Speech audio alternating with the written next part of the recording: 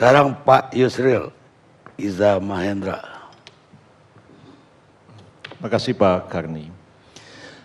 Walaupun tadi siang saya hadir dalam demo berbagai serikat buruh di depan Istana Merdeka, dan saya didaulat untuk berorasi sehubungan dengan permintaan kawan-kawan serikat buruh agar membantu mereka menguji Perpres nomor 20 tahun 2018 ini ke Mahkamah Konstitusi.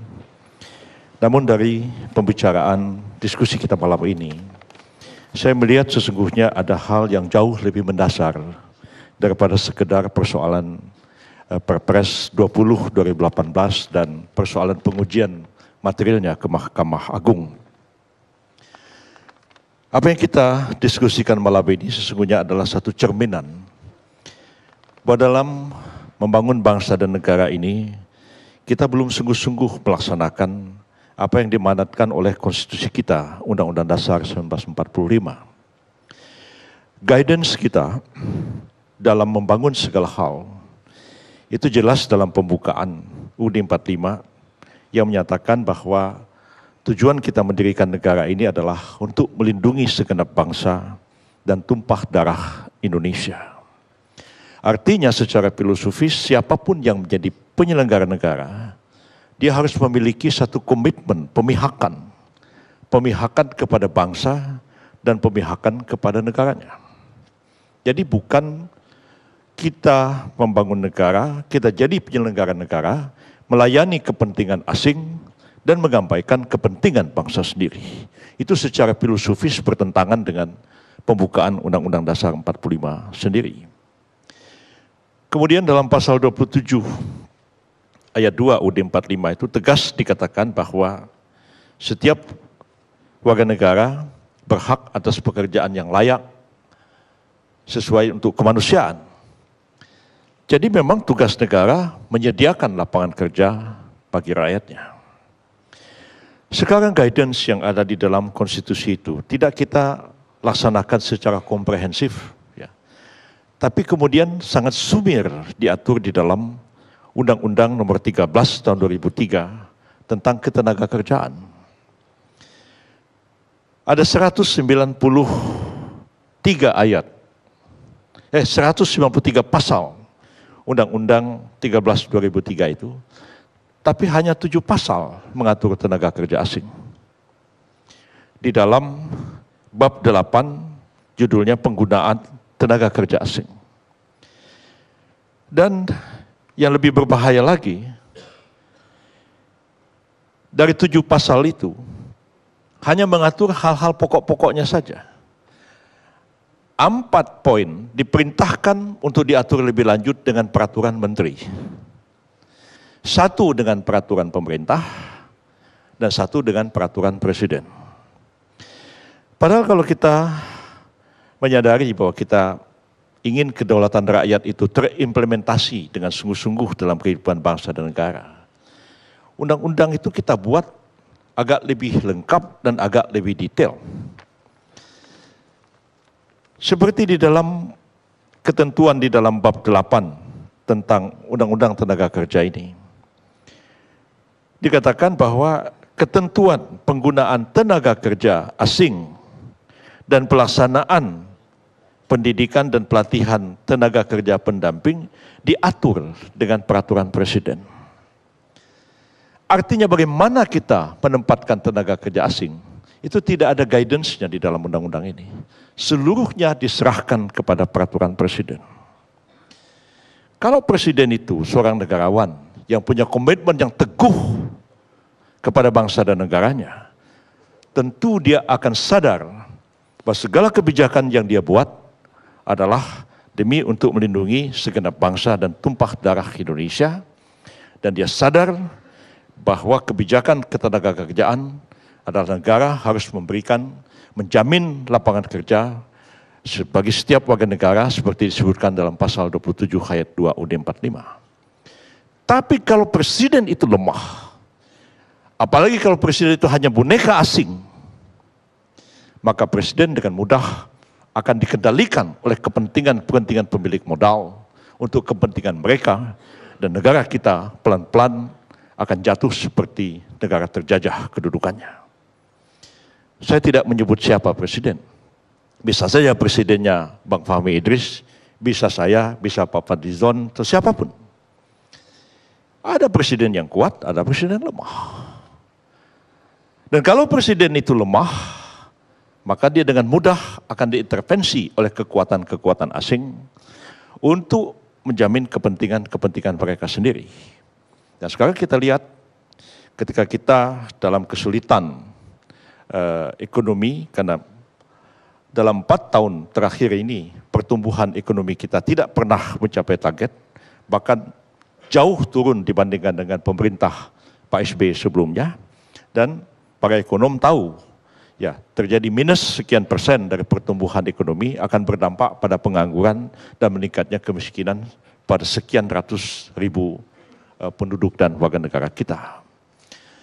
Jadi kita kemudian membuat peraturan seperti ini, mengambang peraturannya. Hal yang sudah mudah dipermudah lagi. Memang ini sudah ada sebelumnya. Seperti tadi sudah disinggung bahwa tidak perlu lagi ada kemampuan berbahasa Indonesia lalu kemudian dilunakkan aturan-aturannya.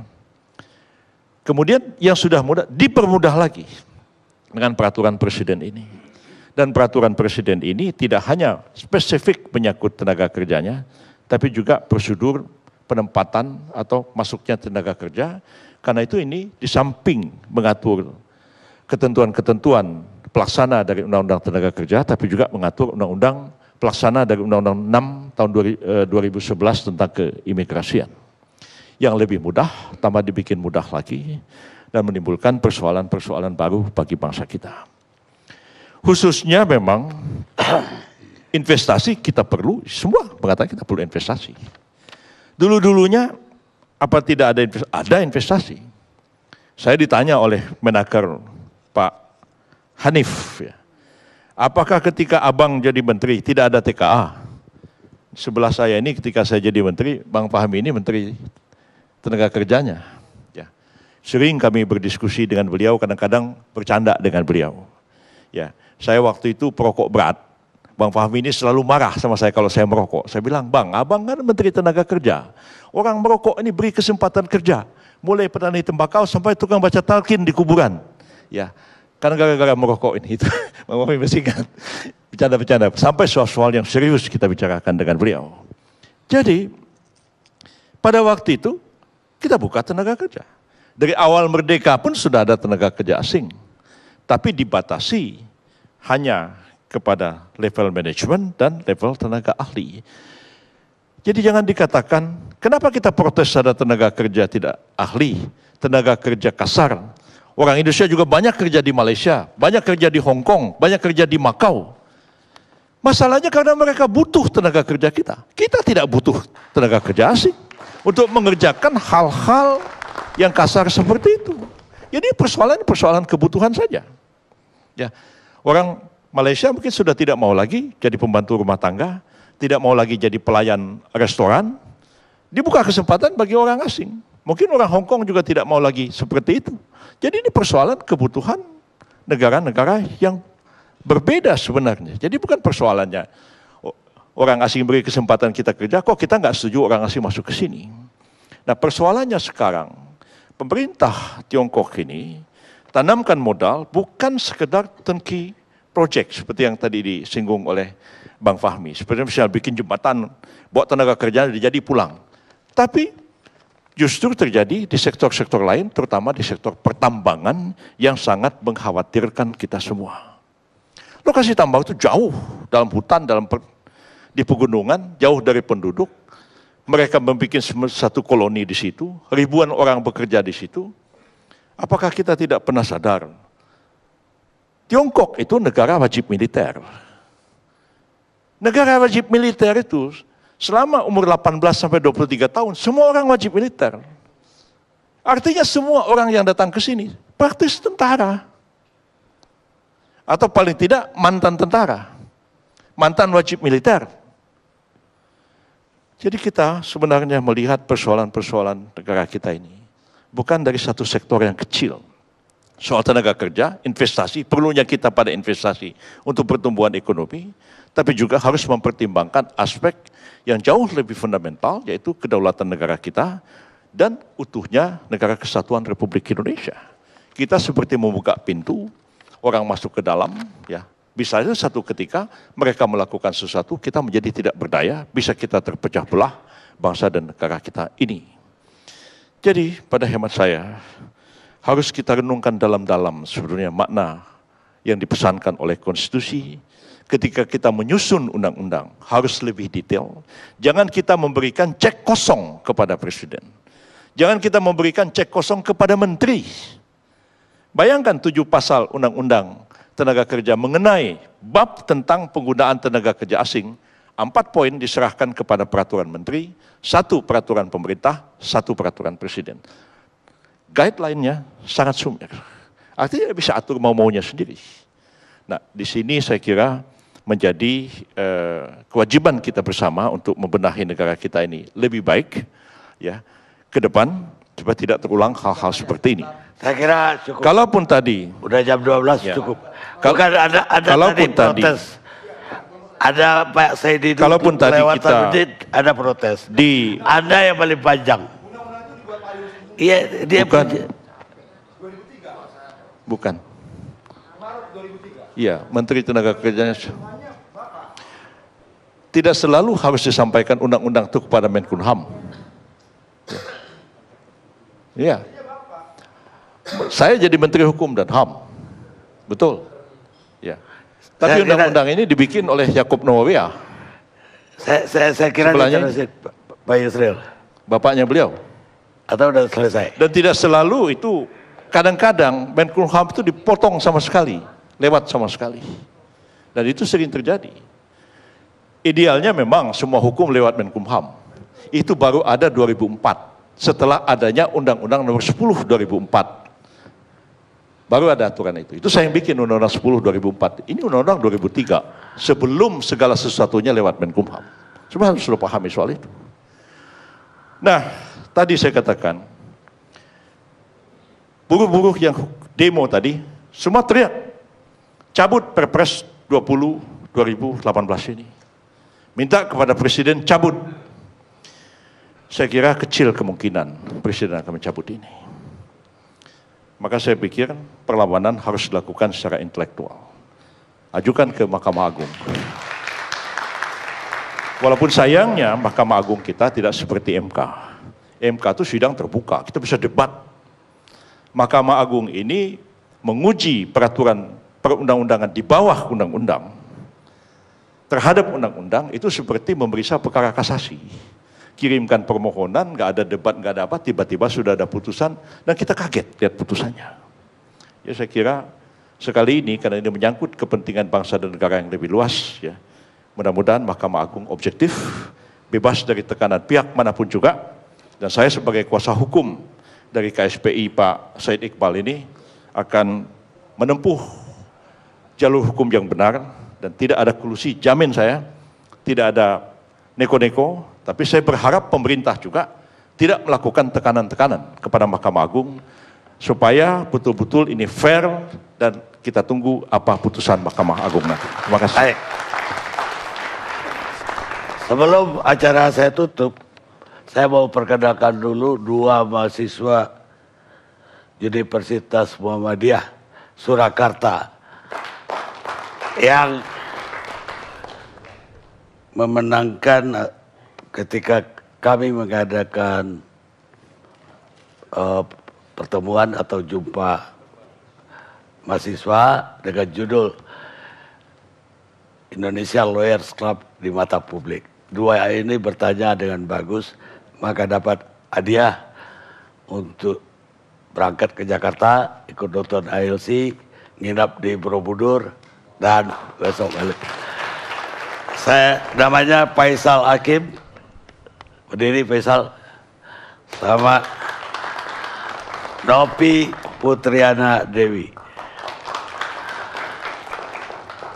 Sedikit saya minta, apa kesan Anda setelah menonton? Terima kasih Pak Karni. Terima kasih hadirin sekalian. Saya mau berterima kasih kepada tim TV One karena sudah memberikan kami kesempatan yang luar biasa ini untuk hadir langsung di forum ini. Jadi menurut kami forum ini tuh bukan sekedar forum diskusi, tapi sudah jadi public space atau ruang publik gitu, seperti itu. Jadi ruang di mana publik bisa mengekspresikan ide dan gagasan seluas-luasnya tanpa dibatasi. Dan harapan kami ILC bisa tetap pada standar ini untuk jadi tumbuh kembang demokrasi yang baik bagi Indonesia. Sekali lagi terima kasih Pak Karni, tim kru TV One atas kesempatan yang diberikan.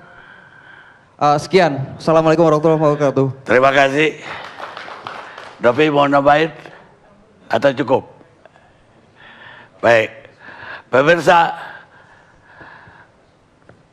ternyata semuanya menganggap bahwa kesempatan kerja itu sangat penting bagi warga kita atau warga Indonesia. Maka kalau menurut saya itu adalah hak dasar dari manusia. Karena itu bagi saya